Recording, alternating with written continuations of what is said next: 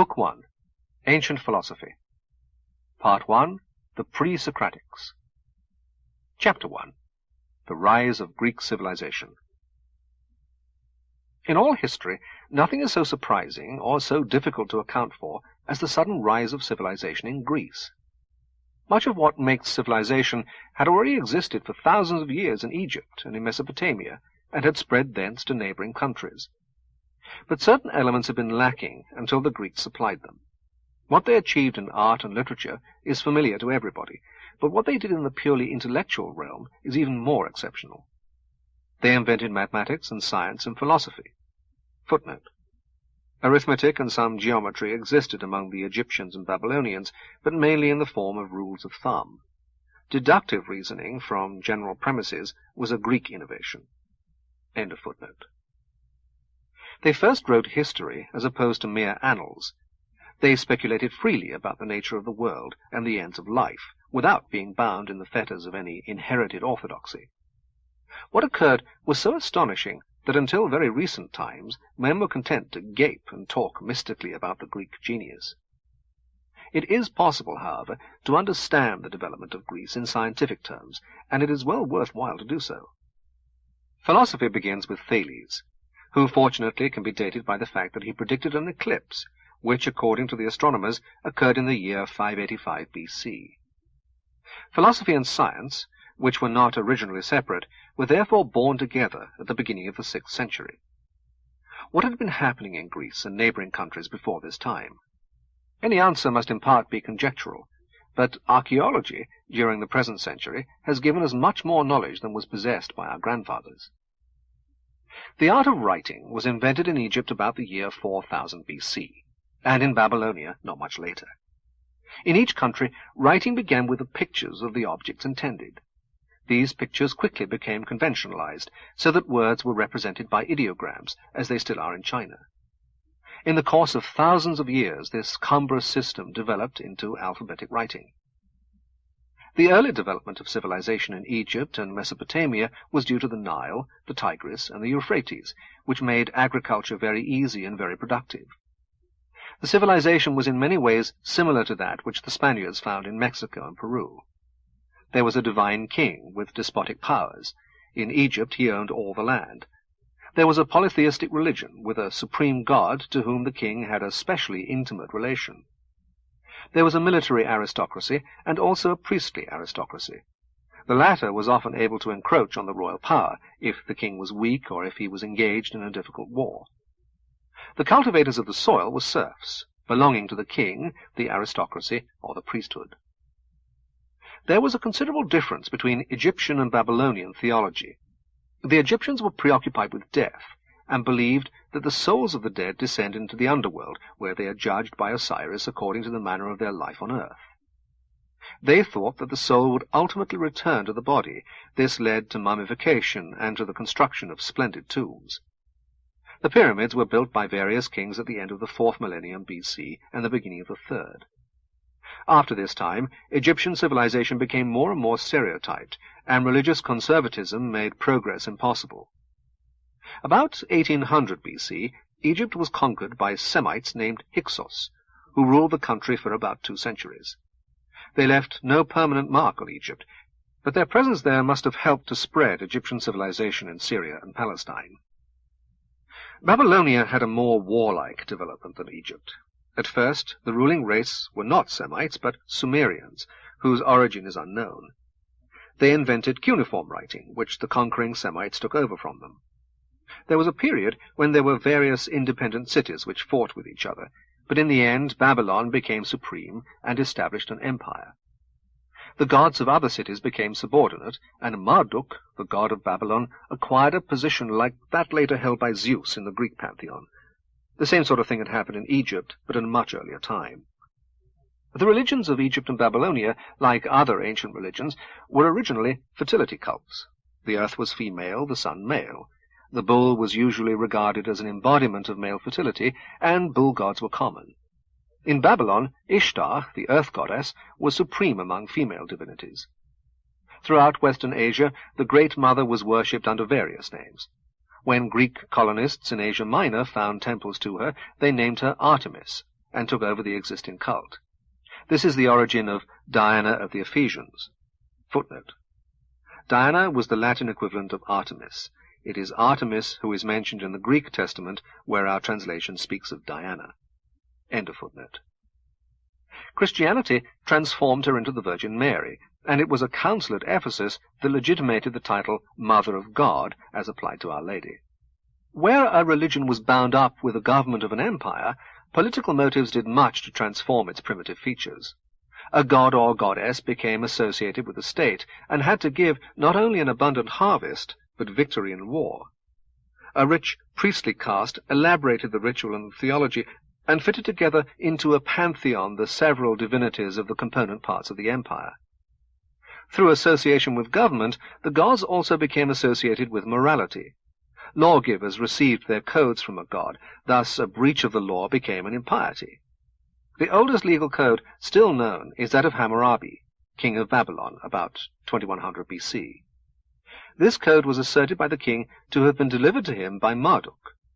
The connection between religion and morality became continually closer throughout ancient times. Babylonian religion, unlike that of Egypt, was more concerned with prosperity in this world than with happiness in the next. Magic, divination, and astrology, though not peculiar to Babylonia, were more developed there than elsewhere, and it was chiefly through Babylon that they acquired their hold on later antiquity. From Babylon come some things that belong to science, the division of the day into 24 hours, and of the circle into 360 degrees. Also the discovery of a cycle in eclipses, which enabled lunar eclipses to be predicted with certainty and solar eclipses with some probability. This Babylonian knowledge, as we shall see, was acquired by Thales. The civilizations of Egypt and Mesopotamia were agricultural, and those of surrounding nations at first were pastoral. A new element came with the development of commerce, which was at first almost entirely maritime. Weapons until about 1000 BC were made of bronze, and nations which did not have the necessary metals on their own territory were obliged to obtain them by trade or piracy. Piracy was a temporary expedient, and where social and political conditions were fairly stable, commerce was found to be more profitable. In commerce, the island of Crete seems to have been the pioneer. For about 11 centuries, say from 2500 BC to 1400 BC, an artistically advanced culture, called the Minoan, existed in Crete. What survives of Cretan art gives an impression of cheerfulness and almost decadent luxury, very different from the terrifying gloom of Egyptian temples. Of this important civilization, almost nothing was known until the excavations of Sir Arthur Evans and others. It was a maritime civilization, in close touch with Egypt, except during the time of the Hyksos. From Egyptian pictures, it is evident that the very considerable commerce between Egypt and Crete was carried on by Cretan sailors. This commerce reached its maximum about 1500 BC. The Cretan religion appears to have had many affinities with the religions of Syria and Asia Minor, but in art there was more affinity with Egypt, though Cretan art was very original and amazingly full of life. The center of the Cretan civilization was the so-called Palace of Minos, at Knossos, of which memories lingered in the traditions of classical Greece. The palaces of Crete were very magnificent, but were destroyed about the end of the 14th century BC, probably by invaders from Greece. The chronology of Cretan history is derived from Egyptian objects found in Crete, and Cretan objects found in Egypt. Throughout, our knowledge is dependent on archaeological evidence. The Cretans worshipped a goddess, or perhaps several goddesses. The most indubitable goddess was the mistress of animals, who was a huntress, and probably the source of the classical Artemis. Footnote. She has a male twin, or consort, the master of animals, but he is less prominent. It was at a later date that Artemis was identified with the Great Mother of Asia Minor. End of footnote. She or another was also a mother. The only male deity, apart from the master of animals, is her young son. There is some evidence of belief in an afterlife, in which, as in Egyptian belief, deeds on earth receive reward or retribution. But on the whole, the Cretans appear, from their art, to have been cheerful people, not much oppressed by gloomy superstitions. They were fond of bullfights, at which female as well as male toreadors performed amazing acrobatic feats. The bullfights were religious celebrations, and Sir Arthur Evans thinks that the performers belonged to the highest nobility. The surviving pictures are full of movement and realism. The Cretans had a linear script, but it has not been deciphered. At home they were peaceful, and their cities were unwalled. No doubt they were defended by sea power.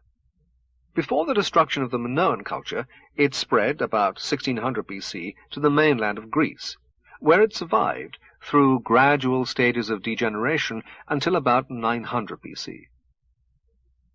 This mainland civilization is called the Mycenaean. It is known through the tombs of kings, and also through fortresses on hilltops, which show more fear of war than had existed in Crete. Both tombs and fortresses remained to impress the imagination of classical Greece. The older art products in the palaces are either actually of Cretan workmanship or closely akin to those of Crete. The Mycenaean civilization, seen through a haze of legend, is that which is depicted in Homer. There is much uncertainty concerning the Mycenaeans. Did they owe their civilization to being conquered by the Cretans? Did they speak Greek, or were they an earlier indigenous race?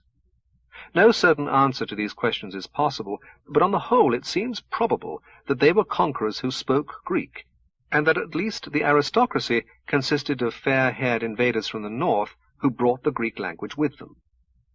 The Greeks came to Greece in 3 successive waves, first the Ionians, then the Achaeans, and last the Dorians. The Ionians appear, though conquerors, to have adopted the Cretan civilization pretty completely, as later the Romans adopted the civilization of Greece. But the Ionians were disturbed and largely dispossessed by their successors, the Achaeans. The Achaeans are known, from the Hittite tablets found at Boghaz-Köi, to have had a large organized empire in the 14th century BC. The Mycenaean civilization, which had been weakened by the warfare of the Ionians and Achaeans, was practically destroyed by the Dorians, the last Greek invaders. Whereas previous invaders had largely adopted the Minoan religion, the Dorians retained the original Indo-European religion of their ancestors. The religion of Mycenaean times, however, lingered on, especially in the lower classes, and the religion of classical Greece was a blend of the two. Although the above account seems probable, it must be remembered that we do not know whether the Mycenaeans were Greeks or not. What we do know is that their civilization decayed, that about the time when it ended iron superseded bronze, and that for some time sea supremacy passed to the Phoenicians. Both during the later part of the Mycenaean age and after its end, some of the invaders settled down and became agriculturists, while some pushed on, first into the islands in Asia Minor, then into Sicily and southern Italy, where they founded cities that lived by maritime commerce. It was in these maritime cities that the Greeks first made qualitatively new contributions to civilization.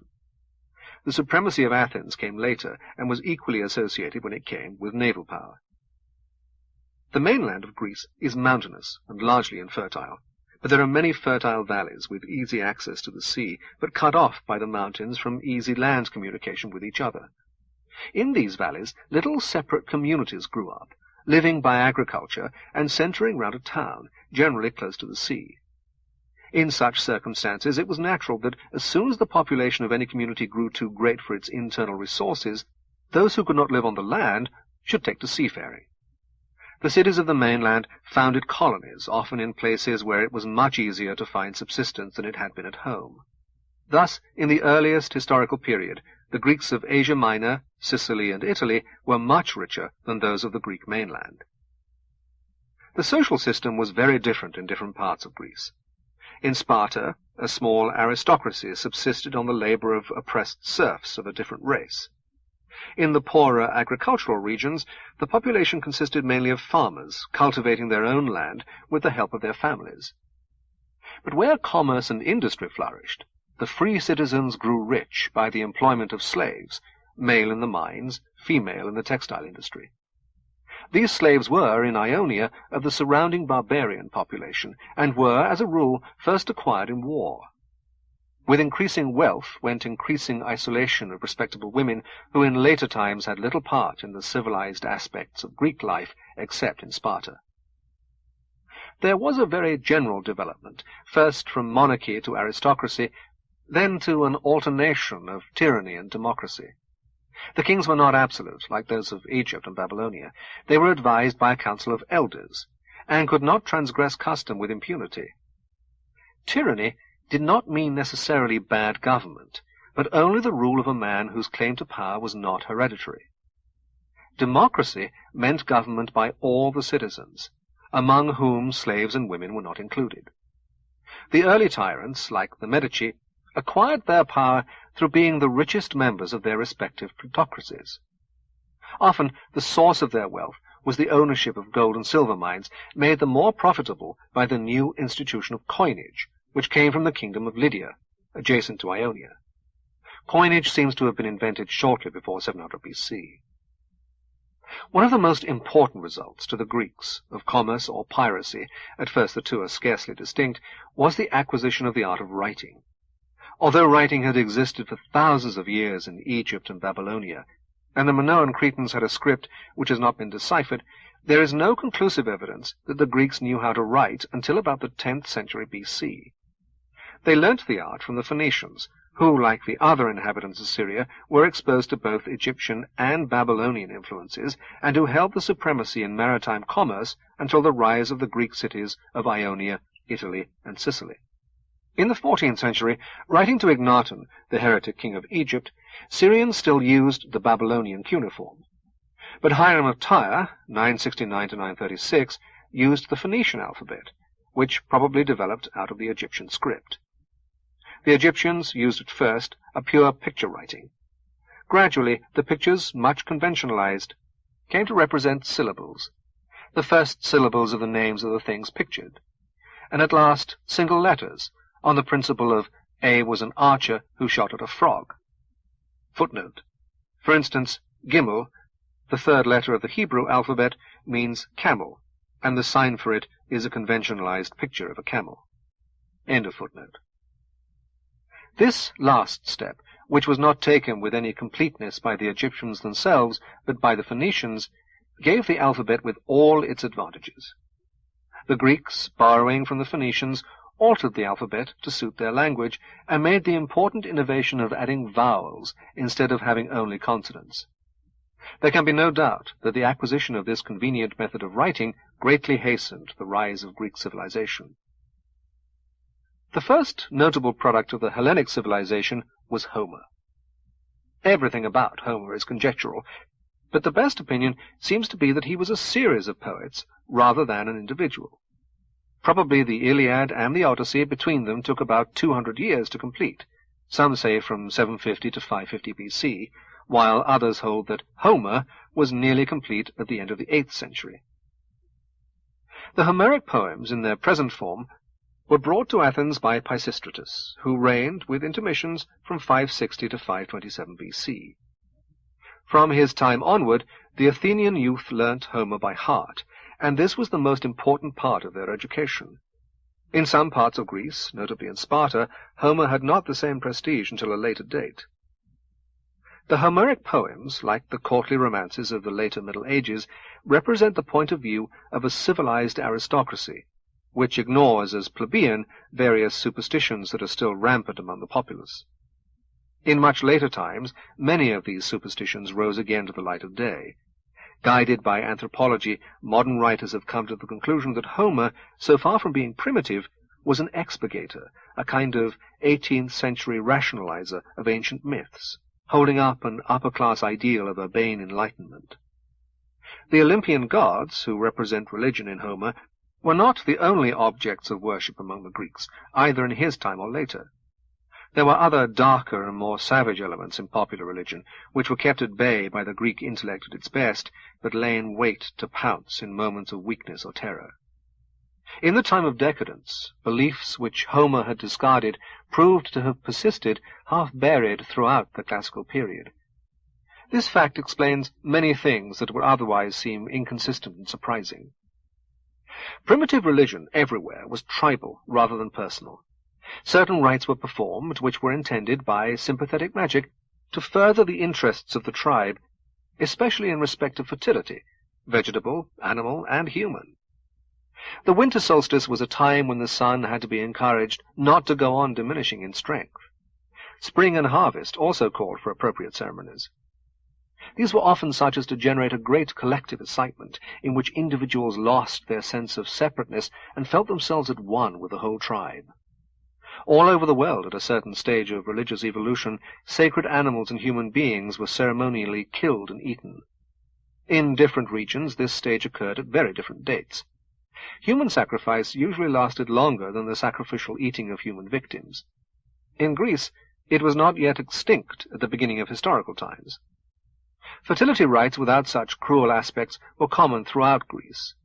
The Eleusinian mysteries, in particular, were essentially agricultural in their symbolism.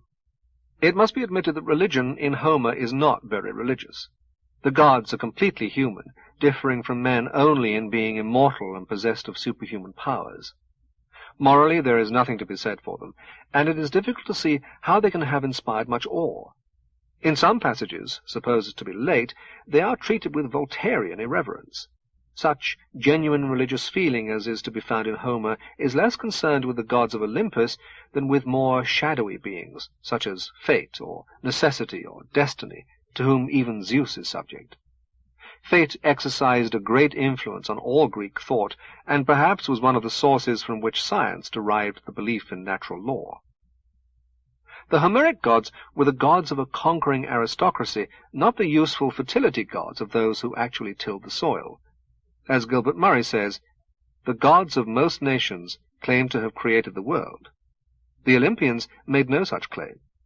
The most they ever did was to conquer it. And when they have conquered their kingdoms, what do? Do they attend to the government? Do they promote agriculture? Do they practice trades and industries? Not a bit of it. Why should they do any honest work? They find it easier to live on the revenues and blast with thunderbolts the people who do not pay. They are conquering chieftains, royal buccaneers. They fight and feast and play and make music. They drink deep and roar with laughter at the lame smith who waits on them. They are never afraid, except of their own king. They never tell lies, except in love and war." Homer's human heroes, equally, are not very well behaved. The leading family is the house of Pelops, but it did not succeed in setting a pattern of happy family life. Tantalos, the Asiatic founder of the dynasty, began its career by a direct offense against the gods. Some said by trying to cheat them into eating human flesh, that of his own son, Pelops. Pelops, having been miraculously restored to life, offended in his turn. He won his famous chariot race against Oenomaus, king of Pisa, by the connivance of the latter's charioteer, Myrtilus, and then got rid of his confederate, whom he had promised to reward, by flinging him into the sea.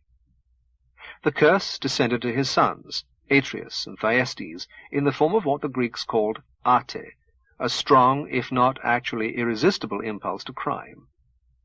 Thyestes corrupted his brother's wife, and thereby managed to steal the luck of the family, the famous golden-fleeced ram. Atreus, in turn, secured his brother's banishment, and, recalling him under pretext of a reconciliation, feasted him on the flesh of his own children.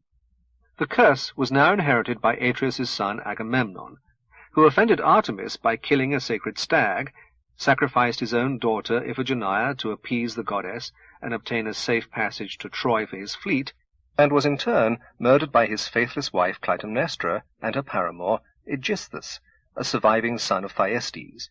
Orestes, Agamemnon's son, in turn avenged his father by killing his mother and Aegisthus. Homer, as a finished achievement, was a product of Ionia, that is, of a part of Hellenic Asia Minor and the adjacent islands. Sometime during the 6th century at latest, the Homeric poems became fixed in their present form. It was also during this century that Greek science and philosophy and mathematics began. At the same time, events of fundamental importance were happening in other parts of the world. Confucius, Buddha, and Zoroaster, if they existed, probably belonged to the same century. Footnote. Zoroaster's date, however, is very conjectural. Some place it as early as 1000 B.C. End of footnote. In the middle of the century, the Persian Empire was established by Cyrus. Towards its close, the Greek cities of Ionia, to which the Persians had allowed a limited autonomy, made a fruitless rebellion, which was put down by Darius, and their best men became exiles. Several of the philosophers of this period were refugees, who wandered from city to city in the still unenslaved parts of the Hellenic world, spreading the civilization that until then had been mainly confined to Ionia. They were kindly treated in their wanderings. Xenophanes, who flourished in the later part of the 6th century, and who was one of the refugees, says, "This is the sort of thing we should say by the fireside in the winter-time, as we lie on soft couches after a good meal, drinking sweet wine and crunching chickpeas. Of what country are you? And how old are you, good sir? And how old were you when the Mede appeared?" The rest of Greece succeeded in preserving its independence at the battles of Salamis and Plataea, after which Ionia was liberated for a time. Footnote. As a result of the defeat of Athens by Sparta, the Persians regained the whole coast of Asia Minor, to which their right was acknowledged in the Peace of Antalcidas, 387–86 BC. About 50 years later, they were incorporated in Alexander's empire. End of footnote. Greece was divided into a large number of small independent states, each consisting of a city with some agricultural territory surrounding it. The level of civilization was very different in different parts of the Greek world, and only a minority of cities contributed to the total of Hellenic achievement. Sparta, of which I shall have much to say later, was important in a military sense, but not culturally. Corinth was rich and prosperous, a great commercial centre, but not prolific in great men. Then there were purely agricultural, rural communities, such as the proverbial Arcadia, which townsmen imagined to be idyllic, but which really was full of ancient barbaric horrors. The inhabitants worshipped Pan, and had a multitude of fertility cults, in which often a mere square pillar did duty in place of a statue of the god. The goat was the symbol of fertility, because the peasants were too poor to possess bulls. When food was scarce, the statue of Pan was beaten. Similar things are still done in remote Chinese villages. There was a clan of supposed werewolves, associated probably with human sacrifice and cannibalism. It was thought that whoever tasted the flesh of a sacrificed human victim became a werewolf. There was a cave sacred to Zeus Lachios, the wolf Zeus. In this cave no one had a shadow, and whoever entered it died within a year. All this superstition was still flourishing in classical times. Pan, whose original name was Paon, meaning the feeder or shepherd, acquired his better-known title, interpreted as meaning the all-god, when his worship was adopted by Athens in the 5th century, after the Persian War. There was, however, in ancient Greece much that we can feel to have been religion as we understand the term. This was connected not with the Olympians, but with Dionysus or Bacchus, whom we think of most naturally as the somewhat disreputable god of wine and drunkenness. The way in which out of his worship there arose a profound mysticism, which greatly influenced many of the philosophers, and even had a part in shaping Christian theology, is very remarkable, and must be understood by anyone who wishes to study the development of Greek thought. Dionysus, or Bacchus, was originally a Thracian god. The Thracians were very much less civilized than the Greeks, who regarded them as barbarians. Like all primitive agriculturists, they had fertility cults, and a god who promoted fertility. His name was Bacchus. It was never quite clear whether Bacchus had the shape of a man or of a bull. When they discovered how to make beer, they thought intoxication divine, and gave honor to Bacchus. When later they came to know the vine, and to learn to drink wine, they thought even better of him. His functions in promoting fertility in general became somewhat subordinate to his functions in relation to the grape and the divine madness produced by wine. At what date his worship migrated from Thrace to Greece is not known, but it seems to have been just before the beginning of historical times. The cult of Bacchus was met with hostility by the Orthodox, but nevertheless it established itself. It contained many barbaric elements, such as tearing wild animals to pieces and eating the whole of them raw. It had a curious element of feminism. Respectable matrons and maids in large companies would spend whole nights on the bare hills, in dances which stimulated ecstasy, and in an intoxication perhaps partly alcoholic, but mainly mystical. Husbands found the practice annoying, but did not dare to oppose religion. Both the beauty and the savagery of the cult are set forth in the Bacchae of Euripides. The success of Bacchus in Greece is not surprising. Like all communities that have been civilized quickly, the Greeks, or at least a certain proportion of them, developed a love of the primitive, and a hankering after a more instinctive and passionate way of life than that sanctioned by current morals. To the man or woman who, by compulsion, is more civilized in behavior than in feeling, rationality is irksome, and virtue is felt as a burden and a slavery. This leads to a reaction in thought, in feeling, and in conduct. It is the reaction in thought that will specially concern us, but something must first be said about the reaction in feeling and conduct. The civilized man is distinguished from the savage mainly by prudence, or, to use a slightly wider term, forethought.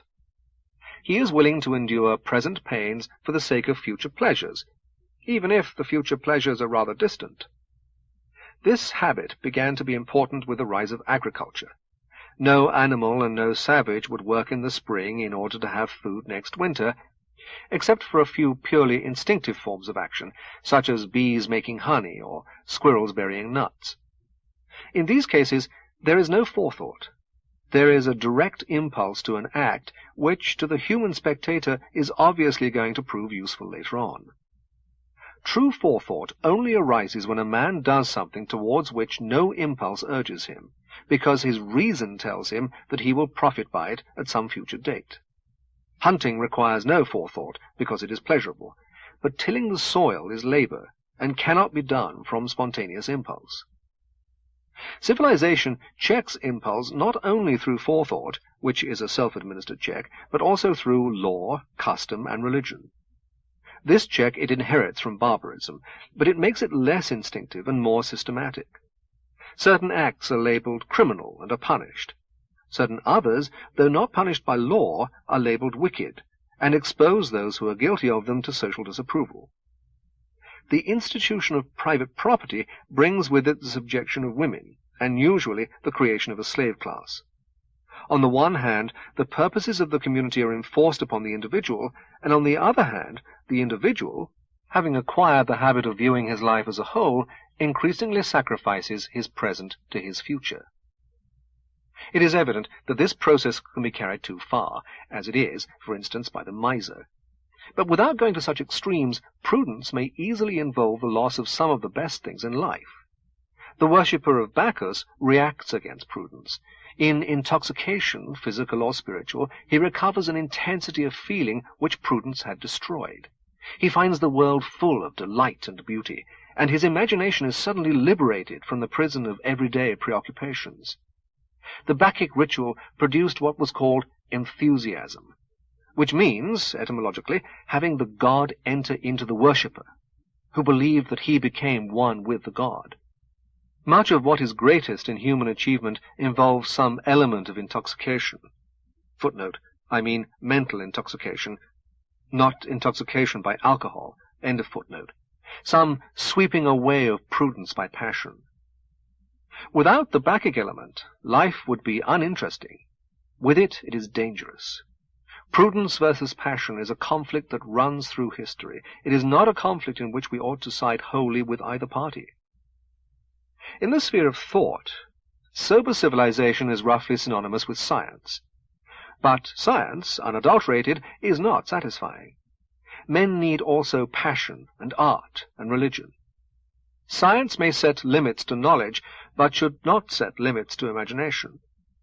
Among Greek philosophers, as among those of later times, there were those who were primarily scientific and those who were primarily religious.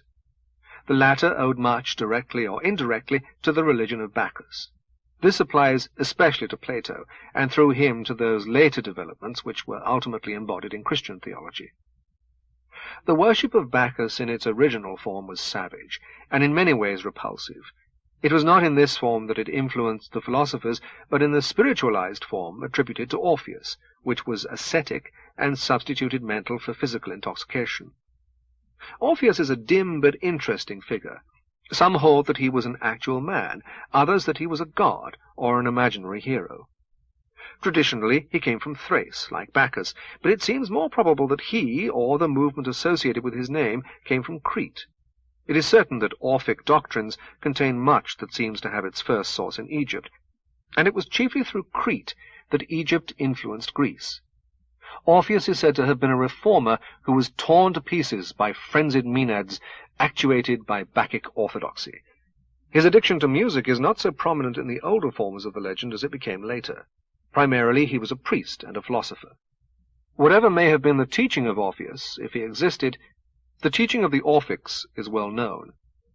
They believed in the transmigration of souls.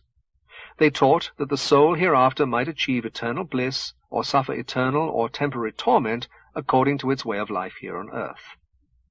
They aimed at becoming pure, partly by ceremonies of purification, partly by avoiding certain kinds of contamination. The most orthodox among them abstained from animal food, except on ritual occasions when they ate it sacramentally. Man, they held, is partly of earth, partly of heaven. By a pure life, the heavenly part is increased, and the earthly part diminished. In the end, a man may become one with Bacchus, and is called a Bacchus. There was an elaborate theology, according to which Bacchus was twice born, once of his mother, Semele, and once from the thigh of his father, Zeus. There are many forms of the Bacchus myth. In one of them, Bacchus is the son of Zeus and Persephone. While still a boy, he is torn to pieces by Titans, who eat his flesh, all but the heart. Some say that the heart was given by Zeus to Semele, others that Zeus swallowed it. In either case, it gave rise to the second birth of Bacchus. The tearing of a wild animal, and the devouring of its raw flesh by Bacchae, was supposed to reenact the tearing and eating of Bacchus by the Titans, and the animal, in some sense, was an incarnation of the god. The Titans were earthborn, but after eating the god, they had a spark of divinity. So man is partly of earth, partly divine, and Bacchic rites sought to make him more nearly completely divine. Euripides puts a confession into the mouth of an Orphic priest, which is instructive. Footnote. The verse translations in this chapter are by Professor Gilbert Murray. End of footnote. Lord of Europa's Tyrian line, Zeus-born, who holdest at thy feet the 100 citadels of Crete, I seek to thee from that dim shrine, roofed by the quick and carven beam, by Caleb steel and wild bull's blood, in flawless joints of cypress wood, made steadfast. There in one pure stream my days have run. The servant I, initiate, of Idaean Jove, where midnight Zagreus roves, I rove. I have endured his thunder cry, fulfilled his red and bleeding feasts, held the great mother's mountain flame. I am set free, and named by name a Bacchus of the mailed priests. Robed in pure white, I have borne me clean from man's vile birth and coffined clay, and exiled from my lips alway touch of all meat where life hath been. Footnotes. Idaean Jove. Mystically identified with Bacchus. Zagreus. One of the many names of Bacchus. End of footnotes. Orphic tablets have been found in tombs, giving instructions to the soul of the dead person as to how to find his way in the next world, and what to say in order to prove himself worthy of salvation. They are broken and incomplete. The most nearly complete, the Petilia tablet, is as follows. Thou shalt find on the left of the house of Hades a wellspring, and by the side thereof standing a white cypress. To this wellspring approach not near, but thou shalt find another by the lake of memory, cold water flowing forth, and there are guardians before it. Say, I am a child of earth and of starry heaven, but my race is of heaven alone. This ye know yourselves, and lo, I am parched with thirst, and I perish. Give me quickly the cold water flowing forth from the lake of memory. And of themselves they will give thee to drink from the holy wellspring, and thereafter among the other heroes thou shalt have lordship. Another tablet says, Hail, thou who hast suffered the suffering, thou art become God from man. And yet in another, Happy and blessed one, thou shalt be God instead of mortal. The wellspring of which the soul is not to drink is Lethe, which brings forgetfulness. The other wellspring is mnemosyne, remembrance. The soul in the next world, if it is to achieve salvation, is not to forget, but on the contrary, to acquire a memory surpassing what is natural. The Orphics were an ascetic sect. Wine to them was only a symbol, as later in the Christian sacrament. The intoxication that they sought was that of enthusiasm, of union with the god. They believed themselves in this way to acquire mystic knowledge, not obtainable by ordinary means. This mystical element entered into Greek philosophy with Pythagoras, who was a reformer of Orphism, as Orpheus was a reformer of the religion of Bacchus.